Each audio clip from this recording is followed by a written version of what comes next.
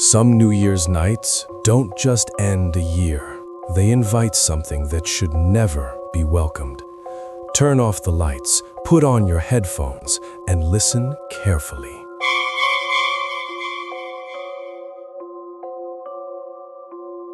It was New Year's Eve, and one of my coworkers at my job threw a New Year's Eve party which I was invited to. I had a blast that night with my fellow coworkers, and to make a long story short, I got really drunk. I knew I was going to take Uber to and fro because I had recently moved in with my cousin and her fiancé, we'll call them Belle and Roger, and I didn't want them to worry about me. My Uber driver came and picked me up. The driver's name was Ralph. Now, Ralph was a pretty big dude. He looked to be in his late 30s, early 40s. His car was a brand new red 2018 Nissan Sentra. Other than introducing ourselves to each other when I got in the car, we didn't speak the whole way. When I got home, I made sure to give him 5 stars and a fat tip for working on New Year's. The next night, myself and Roger came back to the house after doing a grocery run to our local supermarket. I noticed a car parked across the street from us, a red Nissan Sentra. I was a little suspicious because it was the type of car of my Uber driver, but I just thought one of the neighbors must have bought a new car and they didn't have a place to park it. The next day, I was on my way to work and I noticed the car was gone. The neighbor probably had gone to work. When I came back from work, however, I saw that the car was there now. They probably had just gotten home. This happened every night for about a week, so after that, I didn't pay much attention to it. That was my first mistake. One night, I was up late watching YouTube on my computer when I heard some rustling coming from the kitchen.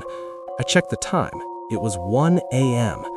I figured it was just Roger or Belle getting a midnight snack. I didn't pay much attention to it. Then it continued for another 15 minutes, and it became annoying. I was about to text Belle, but then Roger texted me. I opened the text, and my stomach turned rock solid when I read what it said. "Hey JJ, can you keep it down out there? We're trying to sleep." Someone was in the house and going through the pantries. I texted back, "That's not me, dude. Someone's in the house." And to prove it, I sent a picture of me in my bed, and Roger replied, "Stay in your room and call 911. I'm gonna check it out." I stayed in my room and called 911. As I was on the line with the lady, I heard a loud crash and screams coming from the kitchen. Scared, I ran out of my room while still on the line with the operator. I went to the kitchen to see what was happening. I saw Roger holding the intruder in a headlock on the floor of the kitchen. After getting a look at the guy, I could see that it was Ralph, my Uber driver. The police showed up and he was arrested. The police had told us that Ralph had been spying on us every night across the street in the red Nissan Sentra. Apparently, Ralph would park outside of my neighbor's house while they were asleep and then leave before they woke up. He had snuck in through the bathroom window, and the only thing valuable that the police found on him was a $20 bill that Belle had left on the coffee table in the living room. From that night on, me, Belle, and Roger always locked every window in the house. God, I hate resolutioners. You know the type. You may even be one of them. They flock to bars on New Year's Eve, shove down tons of drinks and potato skins by the pound, and then the next day they're a gym rat with kale smoothies. Inevitably, 2 weeks later, they're back at the bar, resolutions forgotten. And that's how the shadows feed. You can't see them, but you're the host anyway. I was a resolutioner 2 years ago. I joined friends at a dive bar and we toasted our goals. I resolved to be nicer, my friends to join a gym, but when we clinked the glasses together, the shadows appeared.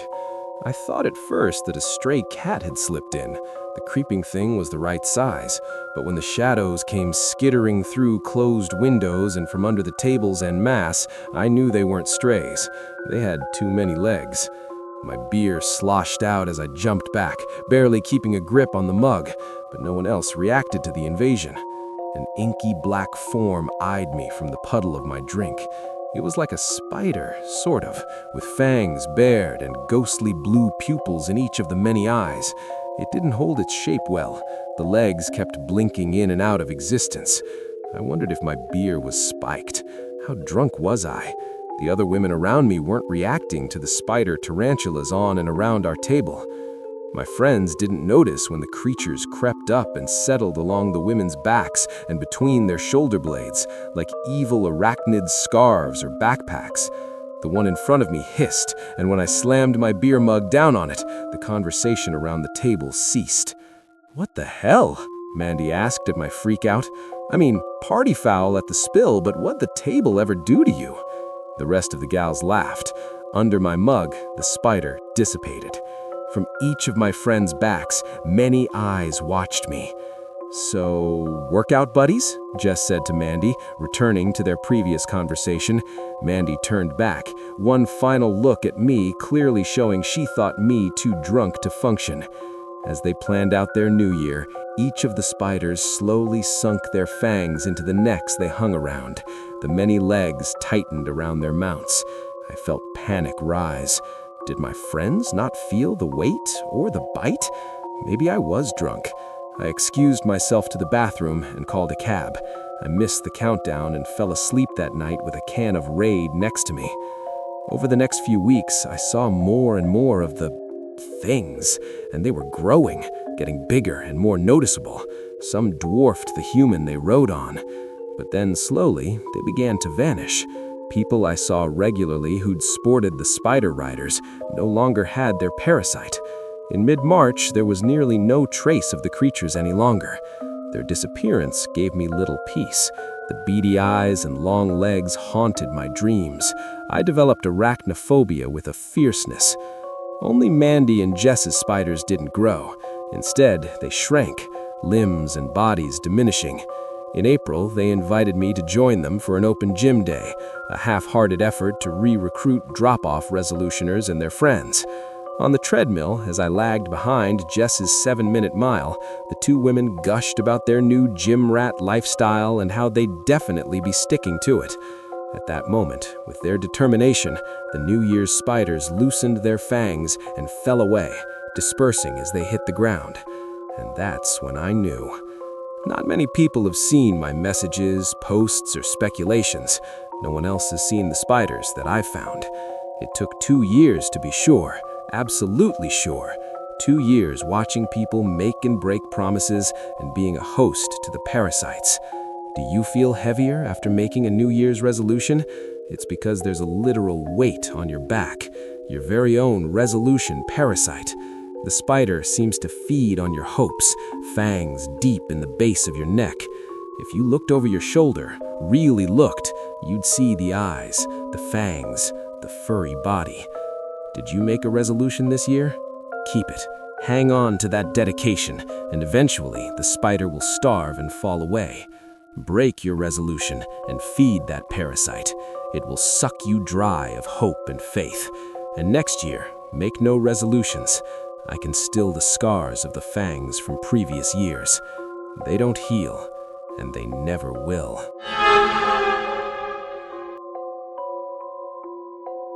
It was 10:30 of New Year's night. I was sitting on my couch watching the news and waiting for the drop of the New Year ball. I mean, there wasn't much to do. I had my friends over, they looked about as bored as me. I pulled up my computer to search around to see what people are doing. It wasn't much of a surprise when I went on my Instagram and saw that everyone was getting ready to celebrate the new year. I myself like Reddit, so I went on there and see what was going on. I looked around on Reddit for a bit, until I found something interesting. Here is what it said: summon the New Year demon, all 5 steps. I told my friends to come here and look what I found on Reddit. All 5 of them piled around me to see what can eat away their boredom. Martha was who first spoke. Well, let's read the first step. Okay, I responded. Step number 1, draw blood from all the people participating in the summoning and put it in a bowl. Jack, one of my friends, didn't like blood, but we made him do it anyway. So done with that step, let's read step 2. I put my eyes onto step number 2 and began to read it. Step number 2, cut a chunk of hair from each participant, put it into the bowl. We all did as what it said. The girls took a little of persuading, but they came to and cut a chunk of their hair and put it into the bowl. Martha, the smart girl, said, "This doesn't seem like a good idea to continue this." But I told her that nothing was nothing to worry about. It was a harmless game to pass the time. She then gave me a simple okay, but I could tell she was feeling a little nervous. I put my arm around her. She was not my girlfriend, but I did love her. She put her head against my shoulder as I began to read number 3. Number 3, everyone participating tell one of your dark secrets. Don't lie. You can't back out now. I asked who wants to go first. Jonathan said that he would like to tell his dark secret. Here is what Jonathan told us. I killed a cat for no reason, but I was a kid at the time. No one judged him. We just went to the next person. Olivia, how about your dark secret? She thought about it for a minute, then she said, "Well, when I was little, I pushed my friends down a mountain. Don't get a bad idea, he survived. After her, my other friends went, and what the rest of them said, I don't think I would want to put on here. Me, myself, I had a dark secret, but I don't want to put it on here. After we all shared that with each other, we became closer friends and further apart at the same time. So all we can do is go to step number 4. Get something that will light the items in the bowl on fire so that the beginning of the ritual can begin. Don't go to step 5 until everything has burned." I told Jonathan that I had a lighter in the kitchen. As he went to get that, I looked at the clock and it was 11:31. Looks like it is almost New Year's. Jonathan came back and I didn't even have to say anything. He just lit the contents that were in the bowl. I will say that it smelled really bad. By the expression of my friends, I can guess they felt the same way. We all watched parts of us burn in the bowl until Jack started to shake. He fell to the ground shaking. I was about to call the game off until Jack came to and said that he was okay. Finally, I pulled my computer up until step number 5. The guiltiest person shall have their heart ripped out and eaten. I closed my computer down and said, "Okay, this game is done, and Jack, you need to get rest." I still can't believe what happens next and will never forget. It will forever haunt me. Jack jumped onto Willie. He was the quietest of our group. Jack stabbed a blade into Willie's chest. I still don't know where Jack got the knife. Jack pulled out Willie's heart. We all watched in terror as Jack ate Willie's heart. Jack turned into something I still can't comprehend. It burst towards us, killing Martha instantly, slaying my friends in cold blood. It grabbed me and threw me against my wall. Something stabbed through me. I was bleeding, but I was able to reach my computer, and since I was still alive, the least I could do was to type this and tell everyone that there is a demon out there. I summoned it. I guess I deserved what has happened to me. So whoever reads this, please be safe. I'm sorry for what I have done. If you think this story is over, you're wrong. Some things don't leave when the year changes. If this story unsettled you, leave a like. It helps these stories survive.